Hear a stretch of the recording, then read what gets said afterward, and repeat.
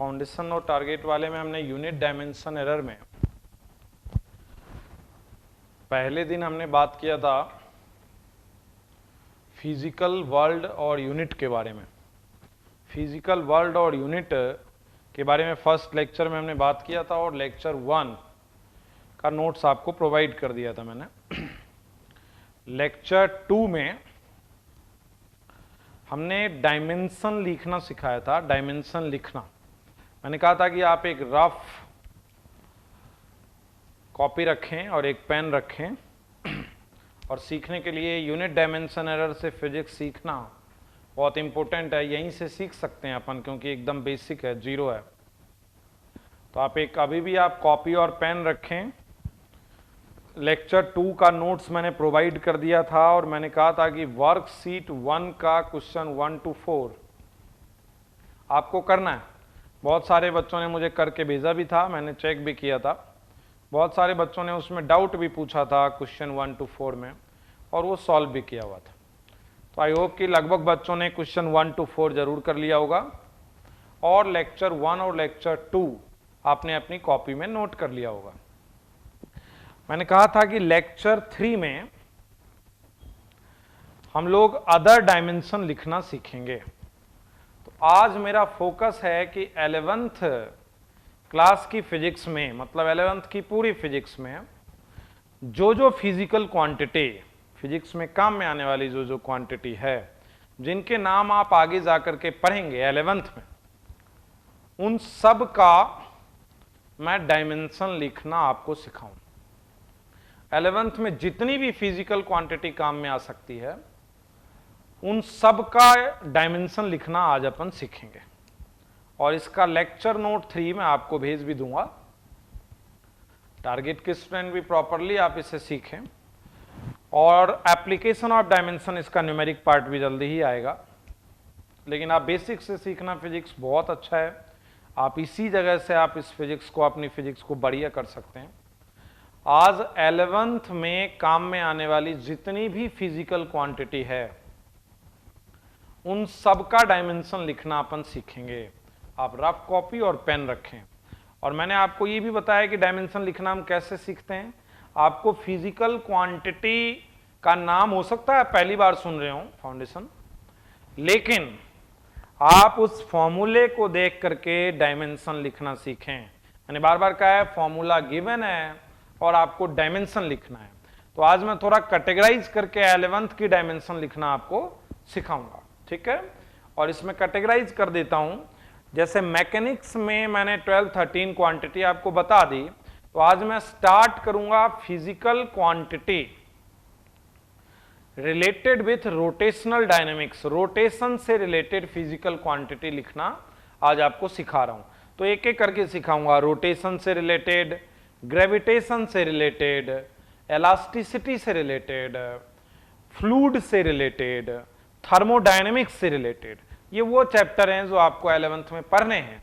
तो 11th में कौन कौन सी फिजिकल क्वांटिटी के साथ आपका इंट्रोडक्शन होने जा रहा है, उन फिजिकल क्वांटिटी का डायमेंशन लिखना आज हम सीख लेंगे, ठीक है। ध्यान में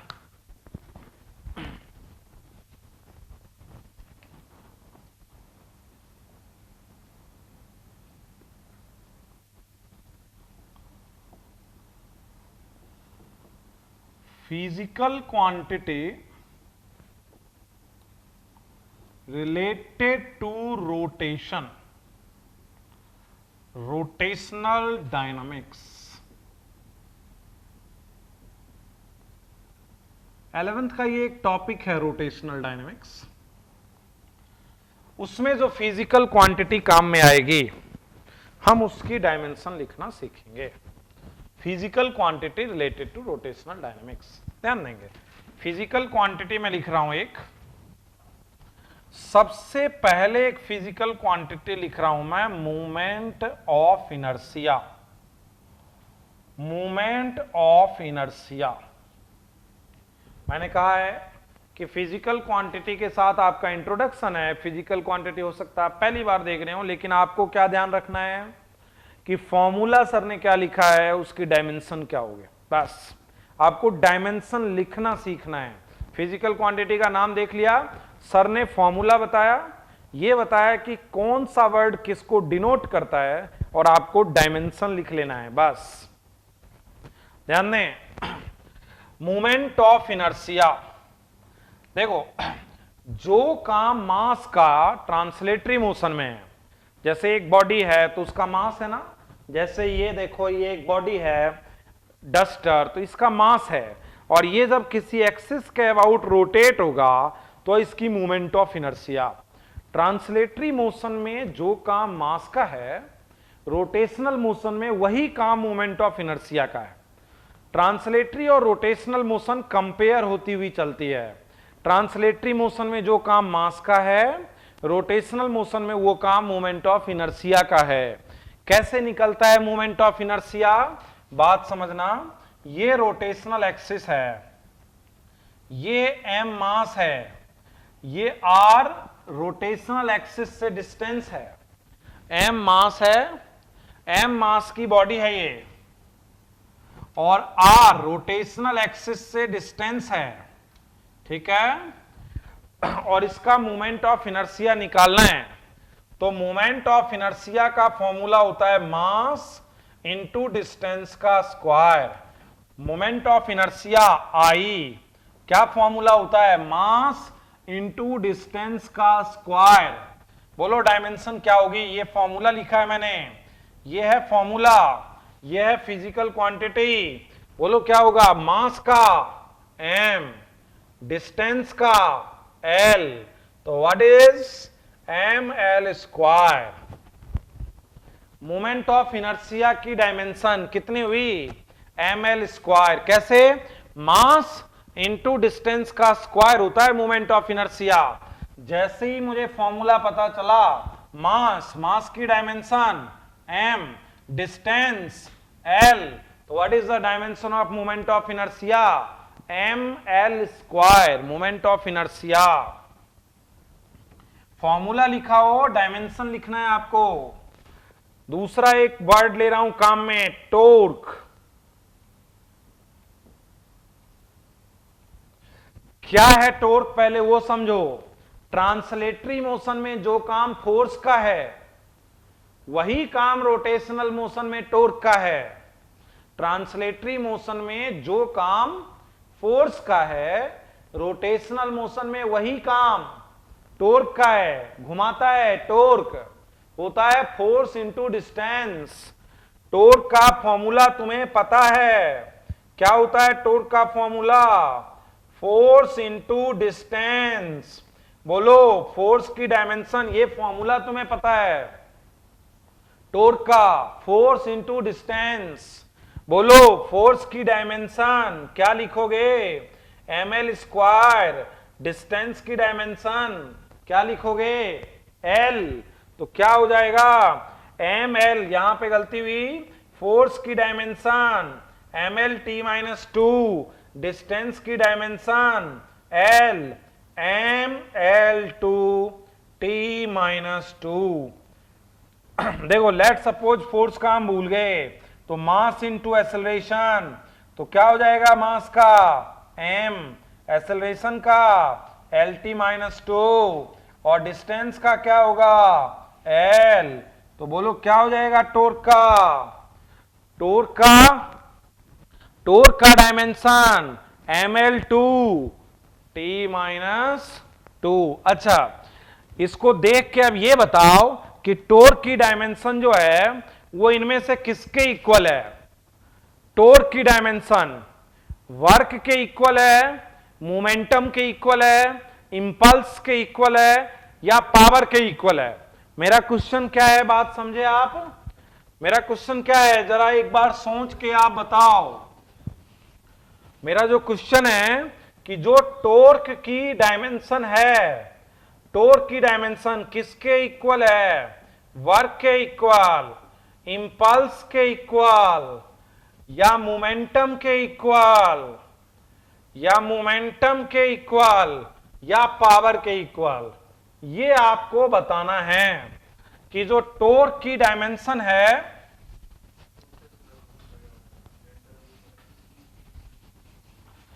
टॉर्क की डायमेंशन किसके इक्वल है ये बताना है आपको।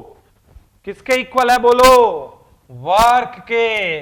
क्योंकि टॉर्क की डायमेंशन क्या होती है?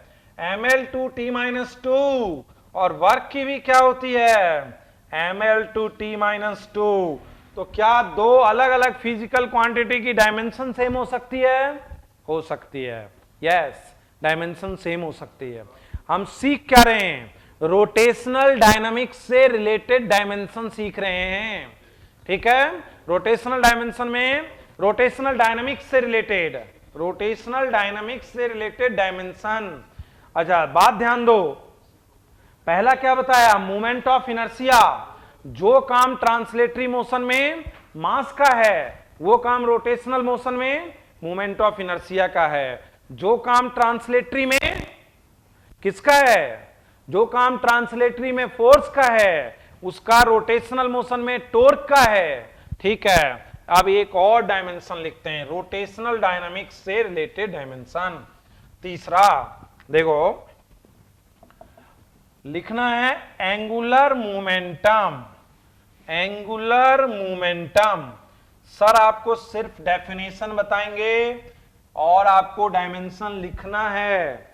ठीक है, देखो एंगुलर मोमेंटम, ट्रांसलेटरी मोशन में जो काम मोमेंटम का है, ट्रांसलेटरी मोशन में जो काम मोमेंटम का है, रोटेशनल मोशन में वही काम एंगुलर मोमेंटम का है। ट्रांसलेटरी में जो काम मोमेंटम का, रोटेशनल में वही काम एंगुलर मोमेंटम का। क्या फॉर्मूला होता है जरा समझ लेना। एंगुलर मोमेंटम एल होता है, एल बराबर होता है R cross P, momentum into distance, R cross P. सीधा देखो, ये हो गया distance into momentum, momentum, distance into momentum. इस फॉर्मूले के भी आप पे बताओ, एक फॉर्मूला में एंगुलर मोमेंटम का और लिख रहा हूं, एम वी आर। इस फॉर्मूले के भी आप पर भी बताओ कि डायमेंशन क्या होगी। दोनों फॉर्मूले के भी आप पर आपको बताना क्या है? एंगुलर मोमेंटम की डायमेंशन। मास, वेलोसिटी है और डिस्टेंस है। मास है, वेलोसिटी है और डिस्टेंस है। ठीक है, डायमेंशन बतानी है। तो देखो, डिस्टेंस की डायमेंशन एल और मोमेंटम की ml/t-1। मोमेंटम क्या होता है? मास इंटू वेलोसिटी, तो ml/t-1। अच्छा, यहां से बताओ, m मास, v वेलोसिटी, वेलोसिटी का lt-1 और डिस्टेंस का l। बताओ मोमेंट क्या होगा? ml/t-1। एंगुलर मोमेंटम की डायमेंशन क्या होगी? ml/t-1। क्या किया है? मैंने बोला है आपको उस पर फोकस नहीं करना है, आपको देखना है फॉर्मूला और फॉर्मूले से लिखना है डायमेंशन, बशर्ते कि हमें इनके साइन पता होने चाहिए। ठीक है, ओके। ध्यान दो, 3 नंबर बात,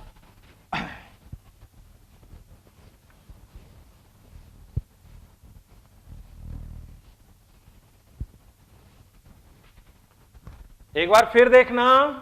ट्रांसलेटरी में जो काम मास का है वो काम रोटेशनल में किसका है? मोमेंट ऑफ इनर्शिया का है। अच्छा, जो काम ट्रांसलेटरी में फोर्स का है वो काम किसका है?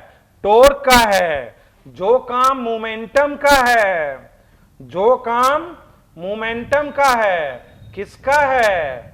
एंगुलर मोमेंटम का है ट्रांसलेटरी मोशन में, और ये रोटेशनल मोशन में। फॉर्मूला पता हो तो डायमेंशन लिखना सीखना है। फोर्थ क्वांटिटी पर आ जाएं।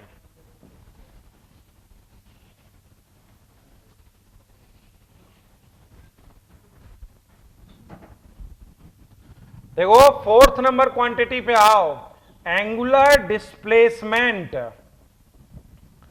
Angular displacement fourth quantity angular displacement, ध्यान देना जरा, थीटा होता है एंगुलर डिस्प्लेसमेंट, थीटा क्या होता है, थीटा बोलो, arc upon radius. What is angular displacement, arc upon radius, ठीक है। फॉर्मूला क्या हुआ theta, arc by radius, arc भी एक तरीके की लेंथ है यहां से यहां तक, और ये रेडियस है, ये भी एक तरीके की लेंथ है। फॉर्मूला दिया हुआ है, बोलो क्या होगा डायमेंशन, बोलो आर्क का लेंथ है, रेडियस लेंथ है, तो क्या हो जाएगा बोलो L0, डायमेंशन लेस, ये है डायमेंशन लेस, डायमेंशन लेस। अच्छा फिर समझें, जो काम ट्रांसलेटरी में डिस्प्लेसमेंट का है, जो काम ट्रांसलेटरी में डिस्प्लेसमेंट का है, वही काम रोटेशनल में, जो काम ट्रांसलेटरी में डिस्प्लेसमेंट का है, वही काम रोटेशनल में एंगुलर डिस्प्लेसमेंट का है, एंगुलर डिस्प्लेसमेंट, ठीक है। अच्छा एक बात यहां पर देखें कि एंगुलर डिस्प्लेसमेंट की यूनिट क्या है, थीटा की यूनिट क्या है, थीटा की यूनिट थी रेडियन,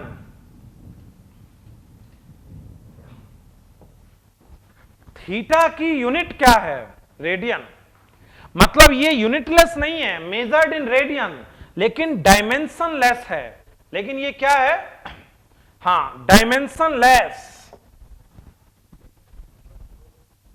अजी थोड़ा सा साइलेंट ही रहिए, नहीं तो घबरा जाएगा मैटर, इधर दिमाग लगाना पड़ता है ना, ठीक है। ये बात समझे एक बार, एंगुलर डिस्प्लेसमेंट एक कैसी क्वांटिटी है, एंगुलर डिस्प्लेसमेंट के पास यूनिट तो है, मेजर करते हैं रेडियन में, लेकिन डायमेंशन लेस है, क्यों, क्योंकि आर्क भी एक लेंथ है, आर्क भी लेंथ है और रेडियस भी लेंथ है, रेडियस भी लेंथ है, तो क्या होगा बोलो डायमेंशन लेस।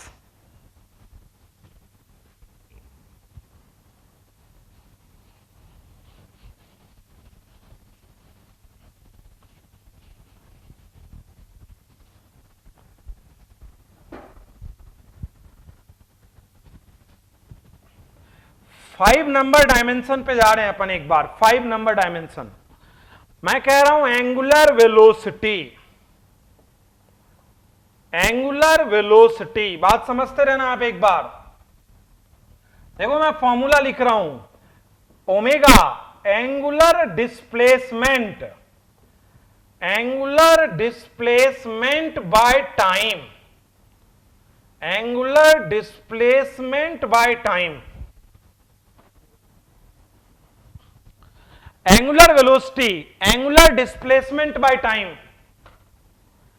अच्छा बताओ एंगुलर डिस्प्लेसमेंट की डायमेंशन क्या होती है, एंगुलर डिस्प्लेसमेंट की, ये फॉर्मूला लिखा है, तुम्हें पता है ना, वेलोसिटी बराबर डिस्प्लेसमेंट बाय टाइम, तो angular velocity angular displacement by time, angular acceleration angular velocity by time, भाई जैसे चलता है।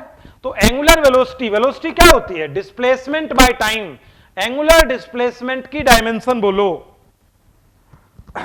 एंगुलर डिस्प्लेसमेंट की डायमेंशन L की पावर 0, अभी देखी थी ना, एंगुलर डिस्प्लेसमेंट की dimension L to the power 0 और टाइम की T, तो ये हो जाएगा T इनवर्स, देखो L टू दी पावर 0 1 और T ऊपर जाएगा तो T इनवर्स, तो डायमेंशन क्या है बोलो एंगुलर वेलोसिटी का, T इनवर्स, और यूनिट क्या है इसकी, पर सेकेंड, क्यों, ये देखो ये रहा पर सेकेंड, और लिखना है तो क्या लिख सकते हैं, radian per second, radian per second. कैसे, एंगुलर डिस्प्लेसमेंट को किसमें मेजर करते हैं, रेडियन में, और टाइम को सेकेंड में, तो रेडियन पर सेकेंड भी लिख सकते हैं यूनिट किसकी, एंगुलर वेलोसिटी की।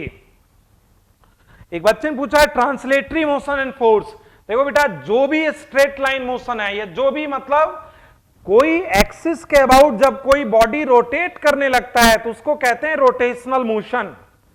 जब किसी एक्सिस के अबाउट कोई बॉडी क्या करने लगे, रोटेट करने लगे, तो उसको क्या कहते हैं, रोटेशनल मोशन। और जब कोई, जैसे ये ढक्कन इधर गया उधर गया, तो ये कहलाती है ट्रांसलेटरी मोशन। ट्रांसलेटरी मोशन की स्टडी पहले होगी 11th में, और रोटेशनल मोशन की बाद में होगी। रोटेशनल मतलब रोटेशन अबाउट एक्सिस। ट्रांसलेटरी में जो काम डिस्प्लेसमेंट का है, रोटेशनल में वो काम एंगुलर डिस्प्लेसमेंट का है। ट्रांसलेटरी में जो काम वेलोसिटी का है, रोटेशनल में वो काम एंगुलर वेलोसिटी का है। ट्रांसलेटरी में जो काम मास का है, रोटेशनल में वो काम मोमेंट ऑफ इनर्शिया का है। ट्रांसलेटरी में जो काम फोर्स का है, रोटेशनल में वो काम टॉर्क का है। ट्रांसलेटरी में जो काम मोमेंटम का है, रोटेशनल में वो काम एंगुलर मोमेंटम का है। ठीक है, लेकिन हम सिर्फ फिजिकल क्वांटिटी के साथ इंट्रोडक्शन कर रहे हैं, और हमारा फोकस ये नहीं है। हमारा फोकस है फॉर्मूला पता हो, उसका साइन क्या डिनोट करता है ये पता हो, तो डायमेंशन लिखना सीखना। हमारा काम सिर्फ है डायमेंशन कैसे लिखें, फोकस उसी पे रखना है।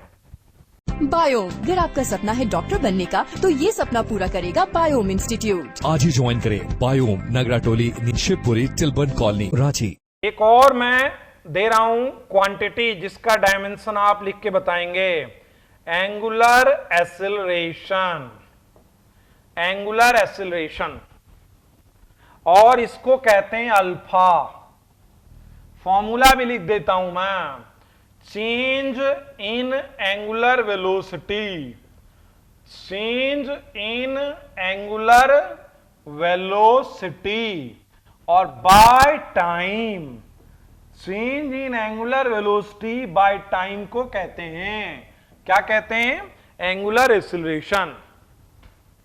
अच्छा बताओ, एंगुलर वेलोसिटी की डायमेंशन बताओ, टी इनवर्स, और टाइम का टी, तो आपको अल्फा की डायमेंशन बतानी है। चेंज इन एंगुलर वेलोसिटी, बताओ एंगुलर वेलोसिटी की डायमेंशन अभी अभी हमने सीखी थी, टी इनवर्स, और टाइम की डायमेंशन टी, तो ये हो जाएगा टी टू दी पावर -2। अच्छा यूनिट बताओ, यूनिट एंगुलर एक्सेलरेशन की, तो चलो चेंज इन एंगुलर वेलोसिटी की यूनिट बताओ, रेडियन पर सेकेंड। तुम्हें पता है ना एंगुलर वेलोसिटी किस में नापा जाता है, रेडियन पर सेकेंड में, तो उसका डिफरेंस का भी यूनिट क्या होगा, अरे मैंगो में मैंगो घटेगा तो मैंगो होगा, तो एंगुलर वेलोसिटी में एंगुलर वेलोसिटी घटेगा तो एंगुलर वेलोसिटी, तो एंगुलर वेलोसिटी की यूनिट बताओ, what is the unit of angular velocity, radian per second by second, तो बताओ क्या होगा, रेडियन पर सेकेंड स्क्वायर। ये यूनिट है किसकी, एंगुलर एक्सेलरेशन की unit radian per second square, और एंगुलर एक्सेलरेशन की dimension T to the power -2। आप रोटेशनल डायनामिक्स से रिलेटेड डायमेंशन सीखें, ठीक है। अब मैं ग्रेविटेशन से रिलेटेड डायमेंशन सिखाऊंगा आपको, physical quantity related with gravitation, ठीक है।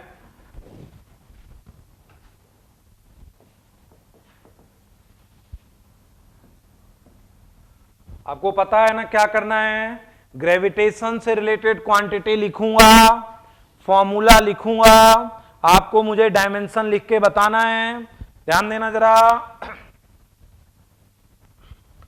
Physical quantity related to gravitation, सबसे पहले नंबर पे मैं बता रहा हूं gravitational force constant, gravitational force constant G, इसकी मुझे डायमेंशन लिखनी है।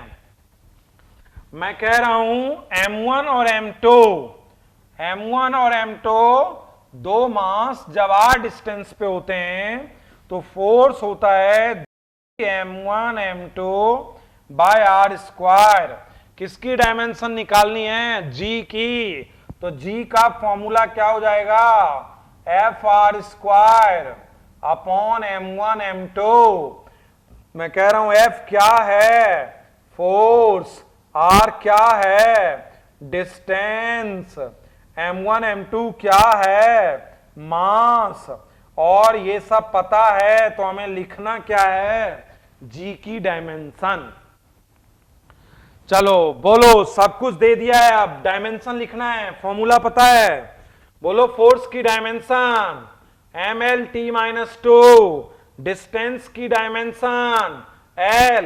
प्रीवियस वीडियो लेक्चर में मैंने जब ग्रेविटेशनल फोर्स कांस्टेंट की डायमेंशन लिखी थी तो ये बात लोग बोली थी कि डिस्टेंस की डायमेंशन L, लेकिन आर स्क्वायर पे अपना ध्यान नहीं गया था। तो आप वहां देखेंगे कि प्रीवियस वीडियो लेक्चर में यहां पे आर की जगह अपन ने एल तो लिखा, लेकिन स्क्वायर पे अपना सिली मिस्टेक रहा हुआ है। यहां पे करेक्ट कर रहा हूं, मैं रिमाइंड भी करा रहा हूं क्योंकि मैंने खुद ने वीडियो रिपीट किया था। तो आर स्क्वायर की डायमेंशन एल स्क्वायर, मास का m, दूसरे मास का m से m cancel, m inverse L Q T⁻⁻², ये होगी dimension m-1 LQ T⁻⁻²। Gravitation से रिलेटेड अब मैं फिजिकल क्वांटिटी लिखूंगा और फॉर्मूला बताऊंगा, डायमेंशन आप बताएंगे, ठीक है। सेकंड, ग्रेविटेशनल फील्ड इंटेंसिटी एक वर्ड है, EG। देखो E फॉर इंटेंसिटी, इंटेंसिटी के लिए ये E आया है, और G जो है वो ग्रेविटेशनल के लिए आया है। तो ग्रेविटेशनल फील्ड इंटेंसिटी, फॉर्मूला लिख रहा हूं, होता क्या है gravitational field intensity? Force by mass.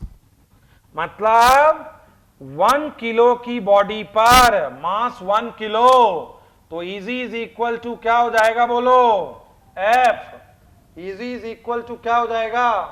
F, ठीक है। मतलब 1 किलो की बॉडी पर जो फोर्स लगता है 1 के, देखिए डिस्टर्ब हो गया शायद कुछ, 1 केजी की बॉडी पर जो फोर्स लगता है उसे कहते हैं ग्रेविटेशनल फील्ड इंटेंसिटी, ठीक है। चलो मैंने क्या लिख दिया है? इजी ग्रेविटेशनल फील्ड इंटेंसिटी है। फॉर्मूला क्या होता है? बोलो इजी का, F/m। F क्या है? फोर्स। m क्या है? मास। बताओ डायमेंशन इजी का, इजी का डायमेंशन क्या होगा? बोलो फोर्स का डायमेंशन mL_T-2 और मास का डायमेंशन mL_T-2, L_T-2। ये बात समझे आप? भाई देखो फोर्स बाय मास होता है ग्रेविटेशनल फील्ड इंटेंसिटी, फॉर्मूला पता हो, डायमेंशन लिखना हो। लेकिन एक क्वेश्चन मैं आपसे पूछ रहा हूं भी कि बताओ कि इजी की डायमेंशन किसके इक्वल है? वेलोसिटी के इक्वल है कि एक्सेलरेशन के इक्वल है कि फोर्स के इक्वल है कि वर्क के इक्वल है? बताना है कि डायमेंशन ऑफ, क्या बताना है? Dimension of gravitational field intensity, dimension of gravitational field intensity किसके इक्वल होगा? ठीक है, तो बताओ डायमेंशन ग्रेविटेशनल फील्ड इंटेंसिटी के किसके इक्वल है? Dimension of gravitational field intensity is equal to क्या? एक्सेलरेशन। यस, ग्रेविटेशनल इंटेंसिटी एक वर्ड बच्चे का आया हुआ है, what is intensity in physics. तो देखो अलग अलग जगह पे अलग अलग बात होती है इंटेंसिटी, वो मैं जब आएगा तो बताऊंगा। लेकिन ग्रेविटेशनल फील्ड इंटेंसिटी का मतलब क्या होता है? Force by mass, force per unit mass, gravitational field intensity, ठीक है। और इंटेंसिटी की मीनिंग कई बार अलग होती है। थर्मोडायनेमिक्स में इंटेंसिटी अलग चीज है, लाइट में इंटेंसिटी अलग चीज है, मैं वहां बताऊंगा। लेकिन ग्रेविटेशनल फील्ड इंटेंसिटी क्या होता है? Force on unit mass, force on unit mass. Next, third,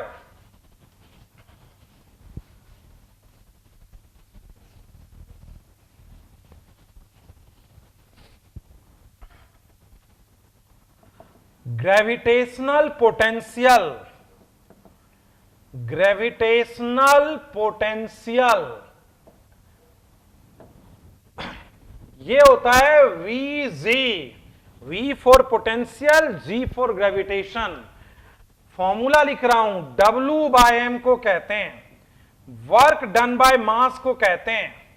work done by mass मतलब मास 1 किलो हो तो वर्क डन को कहते हैं। देखो फॉर्मूले में देखो, मास को यदि 1 किलो रख देंगे तो W बराबर Vg, मतलब 1 किलो पर जो वर्क डन होता है उसको कहते हैं ग्रेविटेशनल पोटेंशियल। 1 किलो पर जो वर्क डन होता है उसको कहते हैं क्या? Gravitational potential. जब आएगा तो हम और एक्सप्लेन करेंगे। हमारा अभी फोकस है डायमेंशन लिखना। W क्या है? वर्क। M क्या है? मास। तुमको डायमेंशन लिख के बतानी है मुझे। किसकी? Vg की डायमेंशन। बताओ क्या होगी Vg की डायमेंशन? वर्क डन, बोलो वर्क डन का। Work ml2 t-2 work done by mass. Work done by mass बोलो क्या हो जाएगा? L2 t-2 L2 t-2। ठीक है। एक क्वेश्चन पूछ देता हूं यहां, इस क्वेश्चन का भी आंसर दो। Dimension of gravitational potential is equal to, बताना है तुम लोगों को, A displacement square, A displacement square, B velocity square, C acceleration square और डी फोर्स स्क्वायर। किसके इक्वल है बताओ? डायमेंशन Vg की मतलब ग्रेविटेशनल पोटेंशियल, एक वर्ड है 11th में काम में आएगा जब हम ग्रेविटेशन पढ़ेंगे। हमें उससे अभी मतलब नहीं है, हमें फॉर्मूला और डायमेंशन सीखना है। बताओ कि Vg की डायमेंशन किसके इक्वल है? किसके इक्वल है Vg की डायमेंशन? यस, Vg LT-1 का होल स्क्वायर लिख दूं तो किसके इक्वल है बोलो? वेलोसिटी स्क्वायर के इक्वल है। Yes, velocity square gravitational potential.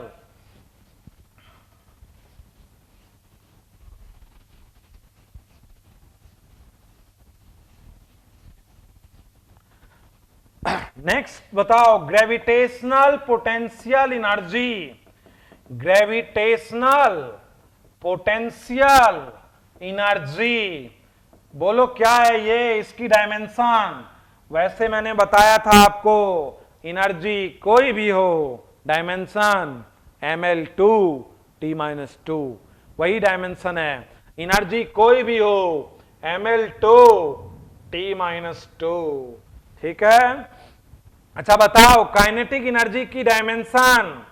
Kinetic energy की डायमेंशन बताओ क्या होगी? काइनेटिक एनर्जी की डायमेंशन बताओ। इलेक्ट्रोस्टैटिक एनर्जी की, इलेक्ट्रोस्टैटिक पोटेंशियल एनर्जी की डायमेंशन क्या होगी बोलो?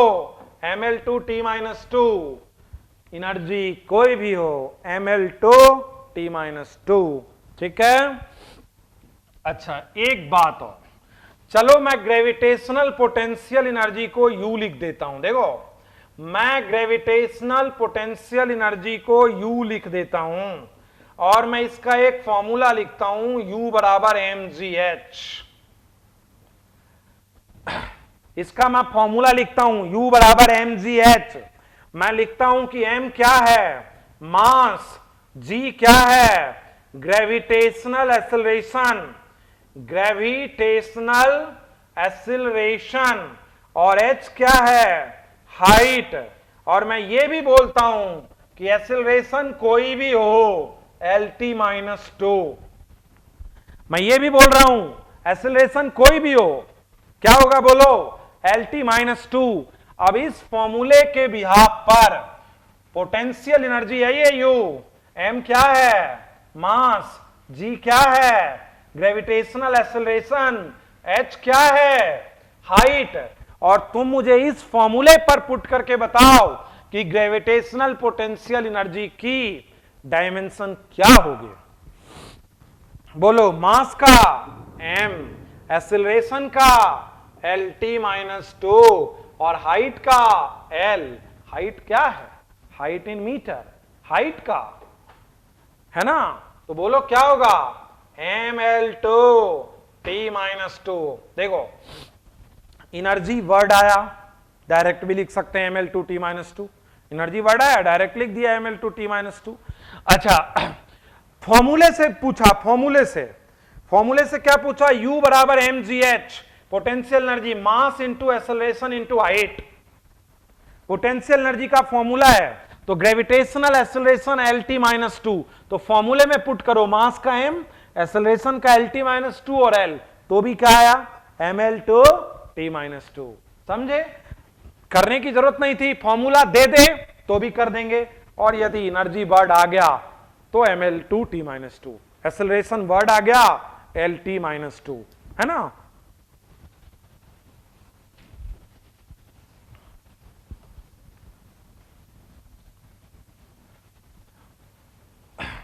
नए पॉइंट पे जाता हूं। Physical quantity related to elasticity, physical quantity related to elasticity. बात समझना, इलास्टिसिटी हम फिजिकल क्वांटिटी लिखेंगे। किसका फिजिकल क्वांटिटी निकालना सीख रहे हैं? इलास्टिसिटी का। ठीक है। अच्छा देखो, मैं एक काम में ले रहा हूं। सबसे पहले मैं ले रहा हूं स्ट्रेस। एक वर्ड होता है इलास्टिसिटी में। इलास्टिसिटी किसे कहते हैं पता है? जब किसी बॉडी पर फोर्स लगा के उसे डिफॉर्म कर दें, डिफॉर्म मतलब उसका शेप साइज बिगाड़ दें, और जब फोर्स को छोड़ते हैं तो वो वापस अपनी ओरिजिनल स्टेट में आना चाहता है, उसी को क्या कहते हैं? इलास्टिसिटी। जैसे लेट सपोज मैं मेरे चेहरे का फेस बिगाड़ रहा हूं, ये फोर्स, और जब मैंने इसको छोड़ दिया तो ये वापस अपनी पोजीशन में आ गया ना। इसी प्रॉपर्टी को कहते हैं इलास्टिसिटी। डिफॉर्मिंग फोर्स हटाने के बाद बॉडी अपनी ओरिजिनल स्टेट में आता है, उसको क्या कहते हैं? इलास्टिसिटी। ठीक है। तो और ग्रेविटेशन में स्टडी किसकी है? हमें पता है, ग्रेविटी की स्टडी है पूरी। ठीक है। ये देखो, स्ट्रेस, स्ट्रेस का फॉर्मूला लिख रहा हूं मैं, force by area.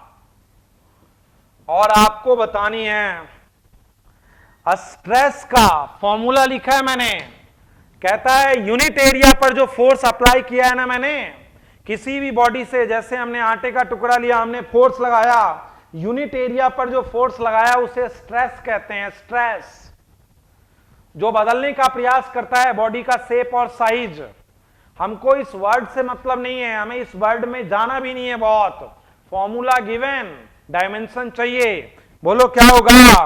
Force by area, force ml-2, area L square, बोलो ml-1 T-2, force by area ml-1 T-2।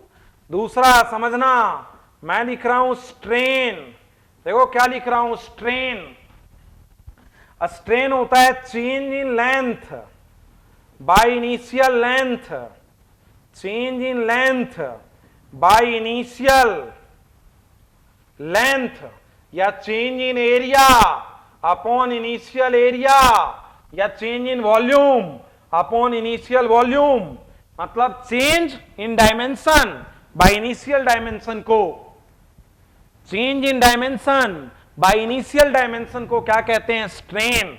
बताओ लेंथ से ही देखो, चेंज इन लेंथ क्या डायमेंशन होगी? चेंज इन लेंथ एल, और इनिशियल लेंथ एल क्या हो जाएगा? बोलो स्ट्रेन।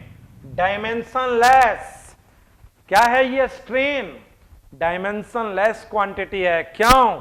क्योंकि जो ऊपर है वही नीचे है, तो क्या होगा? बोलो डायमेंशन लेस। ठीक है, एक क्वांटिटी में दे रहा हूं third, coefficient of elasticity.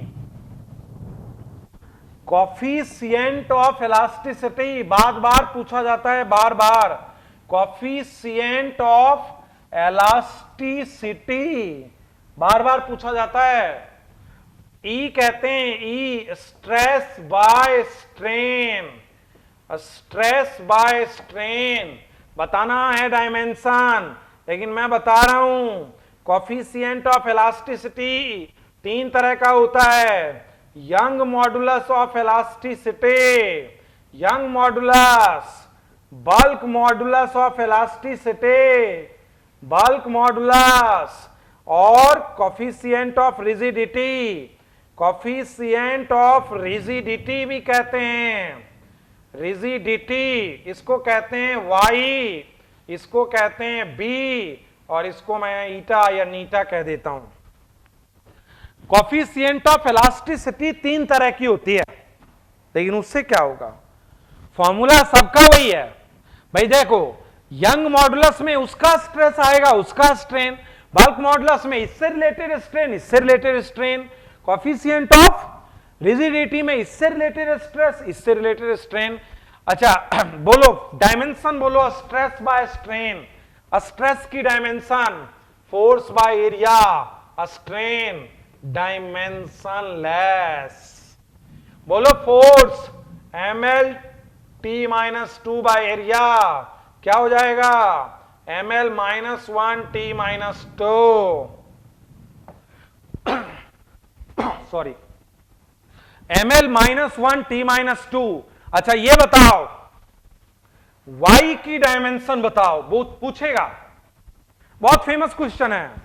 What is the dimension of Young modulus of rigidity? Young modulus की डायमेंशन बताओ। तो बोलो क्या होगा यंग मॉडुलस की डायमेंशन? ml -1 t-2। क्योंकि है क्या? है तो कोफिशिएंट ऑफ इलास्टिसिटी ना। अच्छा बल्क मॉडुलस से रिलेटेड बताओ डायमेंशन। ml -1 t-2। बताओ कोफिशिएंट ऑफ रिजिडिटी की डायमेंशन बताओ, नीटा की डायमेंशन बताओ। ml -1 t-2। अच्छा बोले ई की डायमेंशन बताओ, ml -1 t-2। ठीक है, मतलब कोफिशिएंट ऑफ इलास्टिसिटी की डायमेंशन पूछे, या यंग मॉडुलस की पूछे, या बल्क मॉडुलस की पूछे, या कोफिशिएंट ऑफ रिजिडिटी की पूछे, डायमेंशन सेम। और कितनी होगी डायमेंशन? ml -1 t-2। मैं एक क्वेश्चन पूछता हूं, उस क्वेश्चन का आंसर दें आप।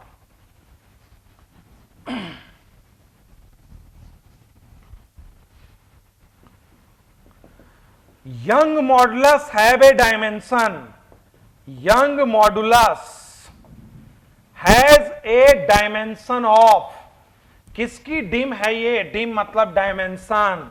ए वर्क की डायमेंशन के बराबर है, बी फोर्स की डायमेंशन के बराबर है, सी प्रेशर के डायमेंशन के बराबर है, और डी पावर की डायमेंशन के बराबर है। यंग मॉडुलस, मेरा क्वेश्चन समझ जाएं, यंग मॉडुलस की डायमेंशन इनमें से किसके इक्वल है? यंग मॉडुलस की डायमेंशन इनमें से किसके इक्वल है? वर्क के इक्वल है, फोर्स के इक्वल है, प्रेशर के इक्वल है, या तुम्हें पता है ना यंग मॉडुलस क्या है? देखो ये तो डायमेंशन लेस हो गया, और फोर्स बाय एरिया किसके इक्वल होता है? फोर्स बाय एरिया, क्योंकि ये तो डायमेंशन लेस है। फोर्स बाय एरिया प्रेशर है ना, तो तुम्हें पता है ना प्रेशर क्या होता है? Force by area ml t-2 upon l square. बोलो क्या होगा? ml -1 t-2।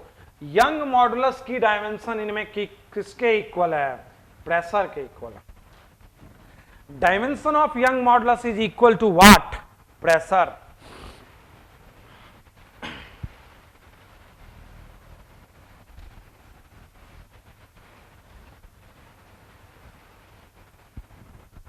मैं बता रहा हूं फ्लूइड से related, physical quantity related to fluid. आज मैं सिर्फ 11th से रिलेटेड, 11th में जितने फिजिकल क्वांटिटी तुम देखने वाले हो, जिनसे तुम मिलने वाले हो, उनसे रिलेटेड ही डायमेंशन बता रहा हूं मैं आज। कंप्लीट 11th की बात कर रहे हैं, ठीक है।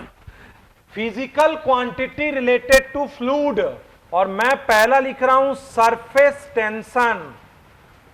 सरफेस टेंशन ये वर्ड क्या है, इसकी डेफिनेशन क्या है, मैं बहुत ज्यादा नहीं जाऊंगा, क्योंकि अभी क्या सीखना है? फिजिकल क्वांटिटी का नाम, उसका फॉर्मूला पता चल जाए और साइन पता चल जाए किसको डिनोट कर रहा है, हमको लिख देना है डायमेंशन। मैं कह रहा हूं सरफेस टेंशन T बराबर होता है force by length. Unit length पर लगने वाला जो फोर्स है उसी को कहते हैं सरफेस टेंशन। लिक्विड की सरफेस पर, लिक्विड की सरफेस पर इमेजिनरी लाइन यदि यूनिट लेंथ की खींच दी जाए, लिक्विड की सरफेस पे क्या आप लाइन खींच सकते हैं? नहीं। लिक्विड की सरफेस पर इमेजिनरी यदि लाइन खींच दो 1 मीटर की, तो जो फोर्स लगेगा उसको कहते हैं सरफेस टेंशन। लिक्विड की प्रॉपर्टी है, जिसकी वजह से लिक्विड अपना एरिया कम करना चाहता है, उसको कहते हैं सरफेस टेंशन। लेकिन नहीं जाना मुझे इस पे, फोर्स बाय लेंथ है, force by length, surface tension. बोलो फोर्स का MLT-2 और लेंथ का L, क्या होगा डायमेंशन? MT-2, सरफेस टेंशन, ठीक है। 2 नंबर पर बता रहा हूं मैं, सेकेंड,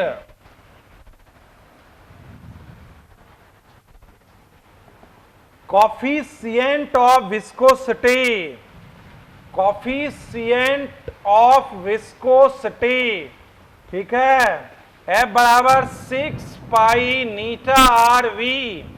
यहां नीटा जो है वही क्या है? Coefficient of viscosity. नीटा का formula F upon 6 pi RV।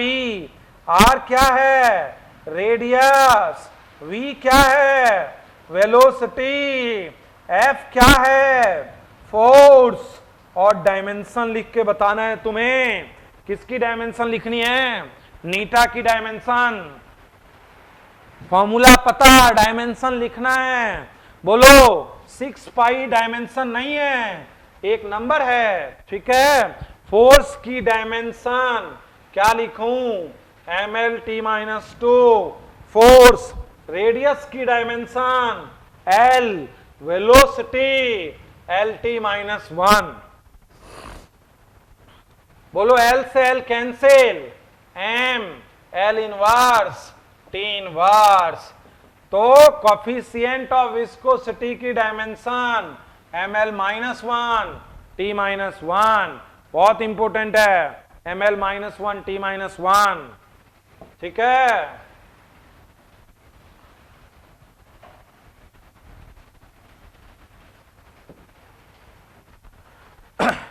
एक आता है, यहां और लिख देता हूं, रेनॉल्ड्स नंबर।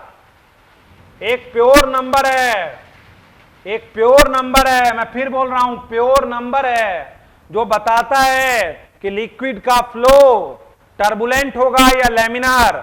आपने देखा है लिक्विड का फ्लो होते हुए, जब नदी में धार तेज हो जाती है तो आपने देखा होगा ऐसे ऐसे धाराएं बन जाती हैं, भंवर टाइप, टर्बुलेंट टर्बुलेंट, ठीक है। और जब सिंपल नदी बह रहा होता है तो आसानी से बहता है। रेनॉल्ड्स नंबर एक प्योर नंबर है, प्योर नंबर जो क्या बताता है कि लिक्विड का फ्लो सीधा होगा या भंवर बनाएगा, लैमिनार होगा कि टर्बुलेंट। लेकिन हमको कोई मतलब नहीं है इन चीजों से।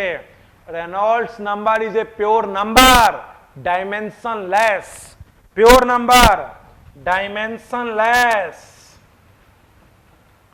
Dimension less. ये क्या है रेनॉल्ड्स नंबर आर, ये एक प्योर नंबर है।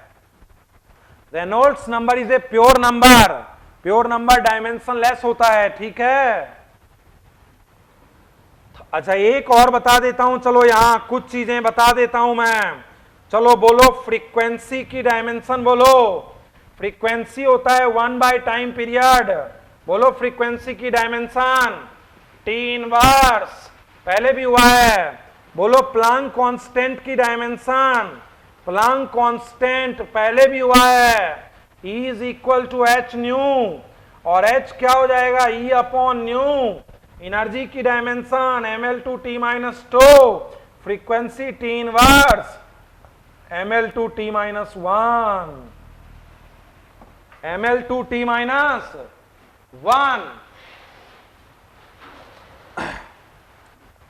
ये पहले हुआ है तो हमने इसको क्विक कर दिया थोड़ा सा। लाइट चली गई है, डिस्टरबेंस है 1-2 मिनट, कंटिन्यू रखें। आ रहा है, हो रहा है, ठीक है। तो प्लांक कांस्टेंट, अब मैं आपको सिखा रहा हूं physical quantity related to thermodynamics.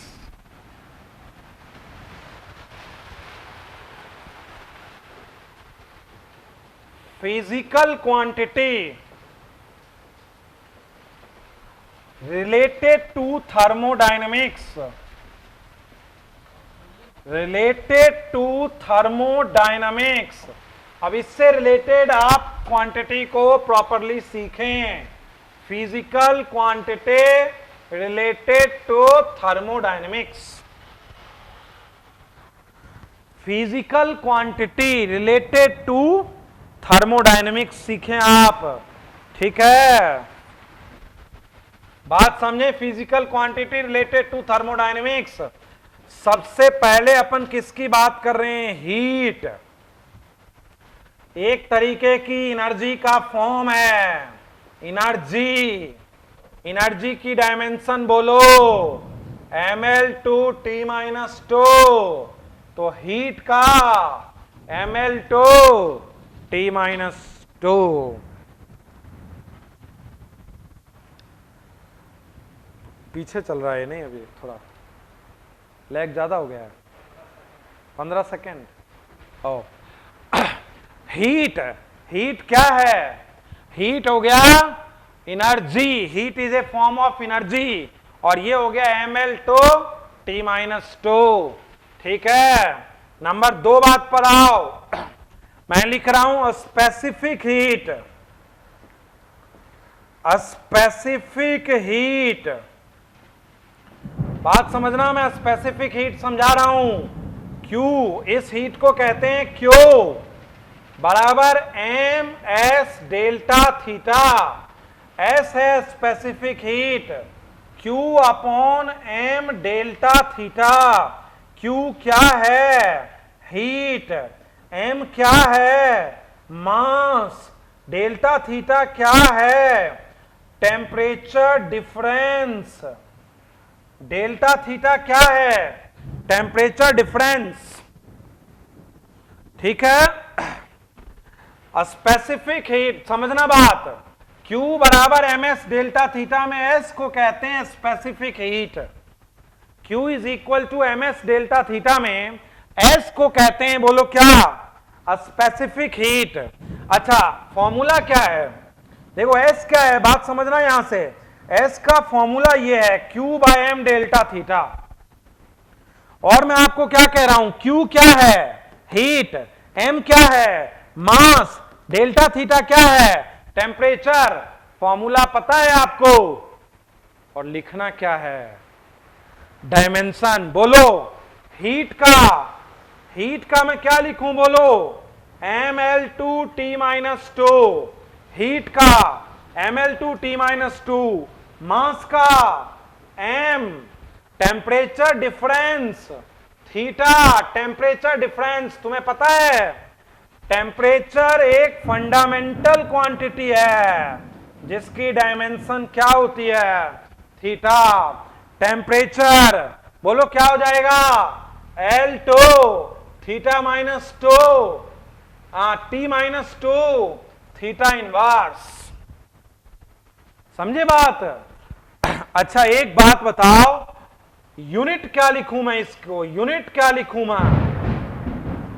MKS unit. अच्छा हीट को किस में लिख दूं? जूल में लिख दूं? मास को किस में लिख दूं? किलो में लिख दूं? और टेम्परेचर डिफरेंस को किस में लिख दूं? केल्विन में लिख दूं? जूल पर किलो पर केल्विन लिख दूं? MKS में लिख देते हैं। मेरी बात समझना, स्पेसिफिक हीट है एस, फॉर्मूला दिया है, डायमेंशन लिखना है, क्यू क्या है? हीट, एम क्या है? मास, थीटा क्या है? थीटा क्या है? Temperature difference. तो बोलो हीट का mL2T-2, m मास का टेम्परेचर डिफरेंस थीटा, तो L2T-2 थीटा -1। समझ रहे हो बात?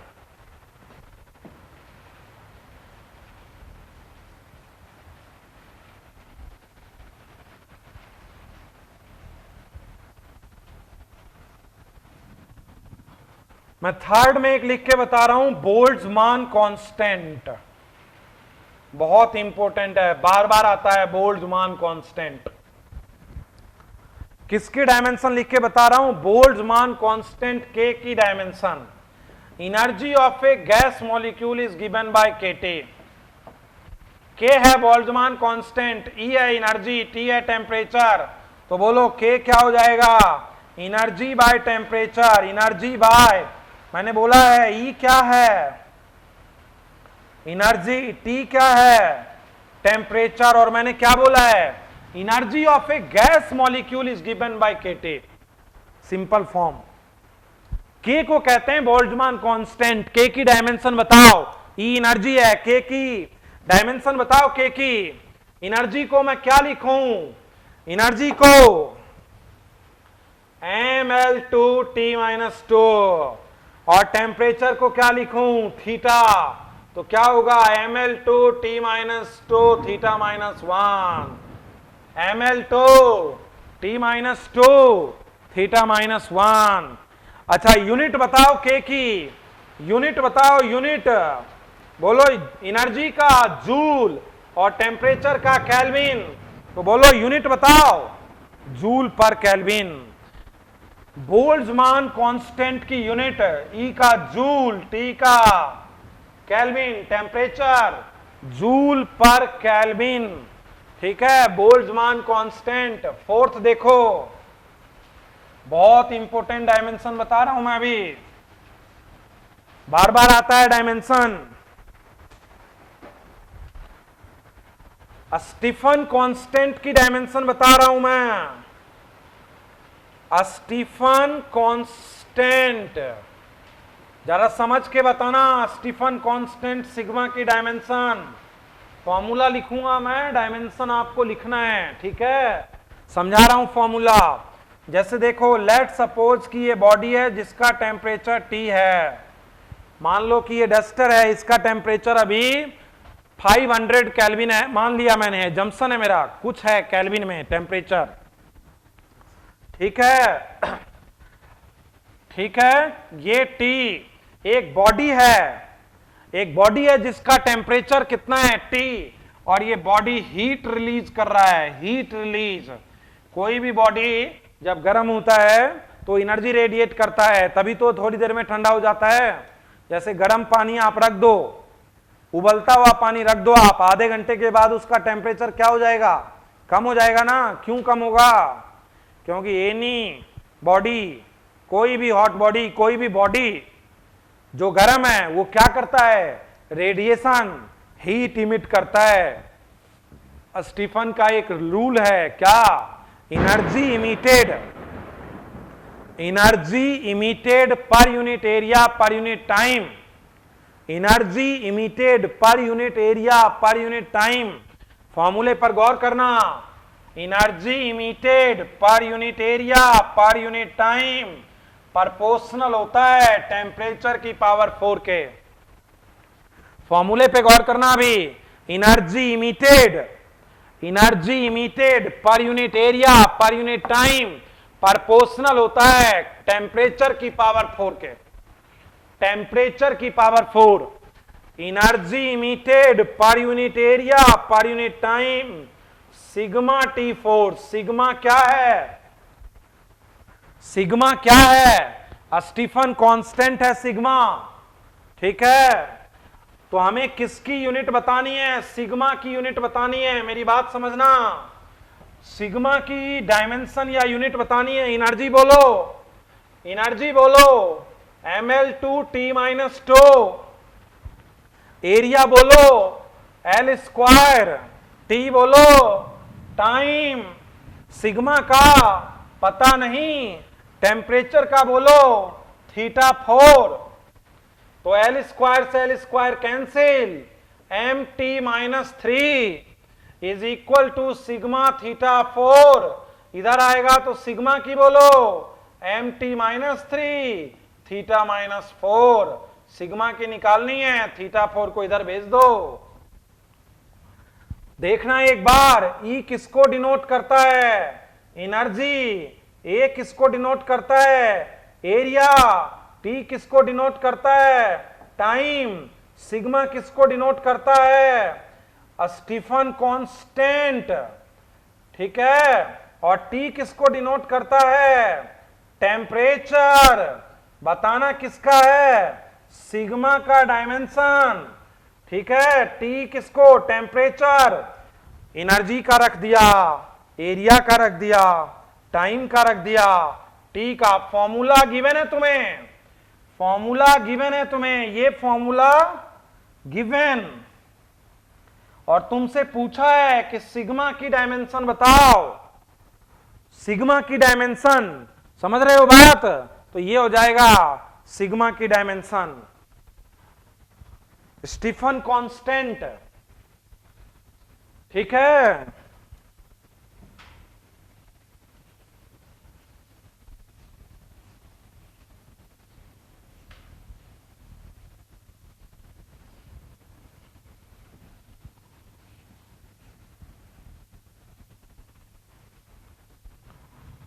समझना बात। हीट कैपेसिटी की डायमेंशन बताओ। हीट कैपेसिटी, हीट कैपेसिटी की डायमेंशन मैं लिख रहा हूं। Heat capacity mass into specific heat को कहते हैं। हीट कैपेसिटी डायमेंशन बताओ। What is heat capacity? Mass. कुछ बच्चे पूछ रहे हैं कि सर इसकी बताएं, वो अपने आप इंक्लूड हो जाएगा बेटा धीरे धीरे। इंटेंसिटी ऑफ वेव आ जाएगा, निश्चिंत रहें आप। अभी इसको सीखने पर ध्यान दें। जिस क्वांटिटी का फॉर्मूला बता रहा हूं, जिस क्वांटिटी को अपन लिख रहे हैं, फॉर्मूला लिख रहे हैं, उसका आप रफ कॉपी में डायमेंशन निकालें। ठीक है, क्योंकि फॉर्मूला यदि पता तो डायमेंशन पता। बस ये सीखना है हमें अभी। ठीक है, heat capacity mass into specific heat. अच्छा देखो, Q बराबर ms डेल्टा थीटा होता है क्या? तो ms को मैं क्या लिखूं? ms को Q बाय डेल्टा थीटा। तो मैं लिख दूं इसको Q by delta theta. Heat capacity किसी बॉडी की होती है हीट कैपेसिटी। जैसे ये डस्टर है, इसकी हीट कैपेसिटी, इस डस्टर का टेम्परेचर 1 डिग्री C से बढ़ाने के लिए जो हीट चाहिए ना, उसको कहते हैं heat capacity. Heat by delta theta होता है। क्या होता है? ये हीट, क्यू क्या है? हीट, और डेल्टा थीटा टेम्परेचर डिफरेंस। बोलो हीट का ml2t-2, और डेल्टा थीटा, डेल्टा थीटा का बोलो क्या लिखूं? Theta, temperature difference ml2 θ-2 ml2 t-2 theta inverse. देखो, हीट कैपेसिटी का मैंने फॉर्मूला क्या लिखा? हीट कैपेसिटी का फॉर्मूला हीट और बाय टेम्परेचर डिफरेंस। तो हीट का ml2 t-2 और डेल्टा थीटा टेम्परेचर डिफरेंस का थीटा। तो क्या हो जाएगा? ml2 t-2 और θ-1।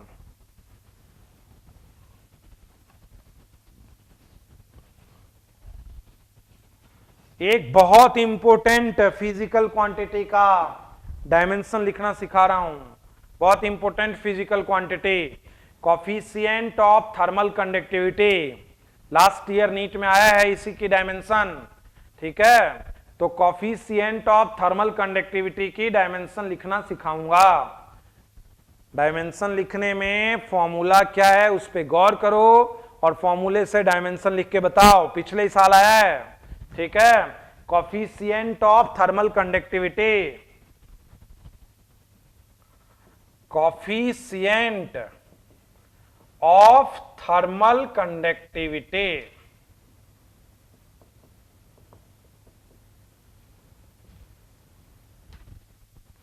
के, इसको मैंने डिनोट कर दिया के से, एक फिजिकल क्वांटिटी है कोफिशिएंट ऑफ थर्मल कंडक्टिविटी, ठीक है।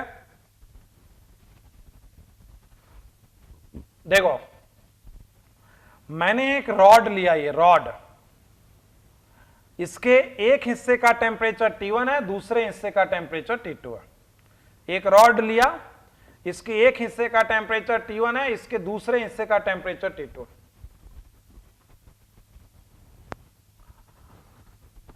अच्छा देखो, जब तुम एक कंडक्टिंग रॉड लेते हो, लेट सपोज कि तुमने एक कंडक्टिंग रॉड लिया और इसको तुमने हीट में रख दिया, ठीक, तो धीरे धीरे ये वाला हिस्सा भी गर्म हो जाता है ना भाई। जब हम इसको हीट में रख देते हैं क्या होता है, ये वाला हिस्सा धीरे धीरे गर्म होते होते ये वाला हिस्सा भी गर्म हो जाता है, नहीं, मतलब हीट का हॉट एंड से कोल्ड एंड की तरफ फ्लो होता है, नहीं।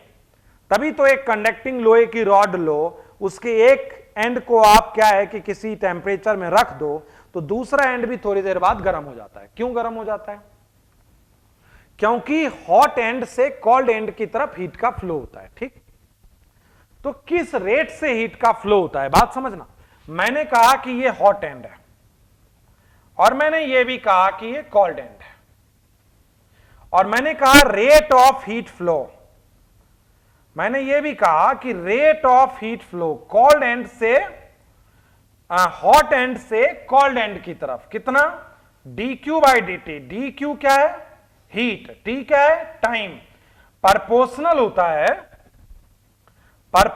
होता है एरिया के, टेम्परेचर डिफरेंस के, और इनवर्सली प्रोपोर्शनल होता है लेंथ के। एरिया, क्रॉस सेक्शन एरिया जितना ज्यादा उतना ज्यादा, टेम्परेचर डिफरेंस जितना ज्यादा उतना ज्यादा length. Rate of heat flow ये होता है के ए T1 minus T2 by L. अच्छा, dq क्या है? हीट। t क्या है? ये देखो dq क्या है, मैं कह रहा हूं ये dq क्या है? हीट। और ये dt क्या है? टाइम। ये a क्या है? एरिया। ये क्या है? Temperature difference. ये L क्या है? लेंथ। और K क्या है? K thermal conductivity. K की डायमेंशन आपको लिखनी है, डायमेंशन ऑफ K, ठीक है। अब समझो, देखो मैं ये भी कहता हूं K को एक तरफ रख के बाकी को इधर भेज सकते हैं, K को इधर रख के बाकी को हम इधर भेज सकते हैं, लेकिन मैं नहीं भेजूंगा क्योंकि फिर कॉम्प्लेक्स हो जाएगा। जो जहां है उसकी डायमेंशन को मैं वहीं रख देता हूं, ठीक है, आप भी रख सकते हैं। हीट की डायमेंशन बोलो, हीट की dimension ml/T-2, dimension of heat ml/T-2। Time की डायमेंशन बोलो T। K की डायमेंशन निकालनी है तुमको, K रहने दो, K वो है जिसकी डायमेंशन तुम्हें निकालनी है, मैं घेर देता हूं, गोल कर देता हूं, क्योंकि यही है जिसकी डायमेंशन हमको निकालनी है। A क्या है? एरिया। एरिया का क्या लिख दूं मैं, बोलो?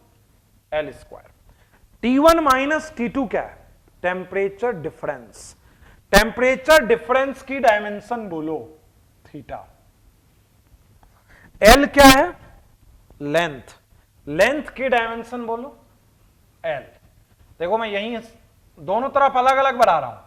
ml2t-3 इज इक्वल टू के एल थीटा, और के वो है जिसकी हमें डायमेंशन निकालनी है।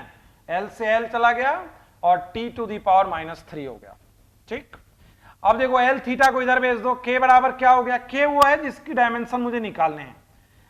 ml2t-3 अपॉन एल थीटा, के की डायमेंशन क्या हो गई बोलो, mlt-3 थीटा -1।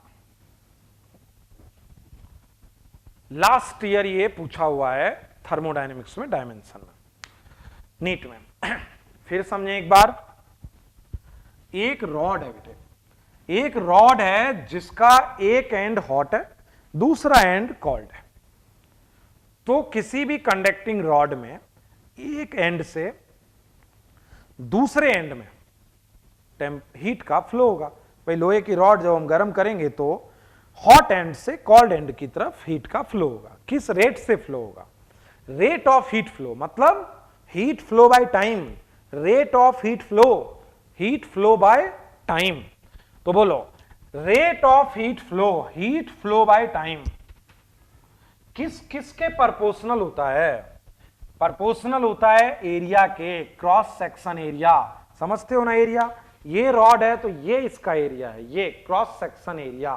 ठीक, एरिया के प्रोपोर्शनल, टेम्परेचर डिफरेंस के proportional, temperature difference hot and और कोल्ड एंड के बीच का टेम्परेचर डिफरेंस के प्रोपोर्शनल, और लेंथ के इनवर्सली प्रोपोर्शनल। तो dQ/dt rate of heat flow, rate of heat flow by area, heat flow by time, rate of heat by time. ठीक है, और प्रोपोर्शनल हटा तो आ गया के, और इस के की ही डायमेंशन बतानी है, कोफिशिएंट ऑफ थर्मल कंडक्टिविटी के। ठीक है, तो के ए दिस। अब देखो, अब मैं के लिए एल को और बाकी को इधर भेज सकता था, लेकिन नहीं भेजूंगा, क्योंकि दोनों तरफ ही इक्वेट करके चलते हैं और के की डायमेंशन निकाल लेते हैं, वो ज्यादा अच्छा है। ठीक है, देखो हीट की डायमेंशन ml2t-2, dt टाइम की डायमेंशन t, के हमने घेर दिया क्योंकि इसी को निकालना है, हमने LHS RHS अलग अलग रखा है। Area L², temperature difference theta, और L लेंथ। अब इसको अलग लिया, इसको अलग, ये हो गया ml2t-3 के एल थीटा। के की डायमेंशन क्या हो जाएगी, ml2t-3 अपॉन एल थीटा, और हो जाएगा mlt-3 थीटा -1। बात समझे आप? तो हमने 11th में जो इंपोर्टेंट फिजिकल क्वांटिटी है उसकी डायमेंशन लिखना हमने सीखा है। ठीक है, नेक्स्ट लेक्चर में 12th से रिलेटेड जो फिजिकल क्वांटिटी हैं उसका हम डायमेंशन लिखना सीखेंगे 12th से, और फिर हम डायमेंशन के न्यूमेरिकल पर आएंगे, जो हमारे चैप्टर का सबसे इंपॉर्टेंट पार्ट है। टारगेट सीखने के लिए बेसिक से फिजिक्स सीखना। यदि आप अपनी फिजिक्स को पूरा बदलना चाहते हैं तो बेसिक से फिजिक्स सीखना इंपॉर्टेंट है। आप इस मौके का फायदा उठाएं, आप बेसिकली क्या करें, डायमेंशन लिखें, और लेक्चर नोट 3 भी आप अपनी कॉपी में जब आज आपको मिलेगा तो उसको नोट कर लें। कोई होमवर्क नहीं है, वर्कशॉप में आपको वर्कशीट जो मिला है उसमें 5 से 8 नंबर क्वेश्चन थोड़ा सा रुक के करना है, अभी टाइम है उसमें। ठीक है, हम अभी एक दिन डायमेंशन निकालना और सीखेंगे, उसके बाद आपको करना है, और फिर ये चैप्टर बहुत इंटरेस्टिंग हो जाएगा जब हम इसमें एप्लीकेशन ऑफ डायमेंशन पर आएंगे, और फिर मैं आपको नई वर्कशीट प्रोवाइड करूंगा। ठीक है, थैंक यू, आपकी नेक्स्ट क्लास होगी। ओके।